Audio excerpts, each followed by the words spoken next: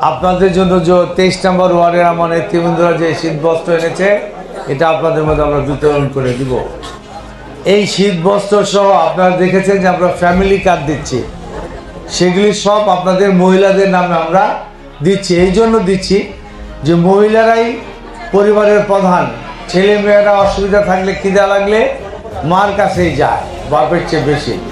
এই জন্য আগামী দিনও আমাদের মা বোনদেরকে আমরা অগ্রাধিকার দিয়ে সমাজে যাতে আপনারা ভালোভাবে থাকতে পারেন, এই জন্য তারেক রহমান সাহেবের নেতৃত্বে অনেক ধরনের কল্যাণমূলক কর্মসূচি দেওয়া হয়েছে, যেখানে ম্যাক্সিমাম আপনাদের মহিলাদের সামনে রেখে, এবং মহিলাদের কল্যাণের জন্য আমিও ঢাকা 11 আসনে ইনশাল্লাহ কাজ করব যাতে আপনারা ভালো থাকেন।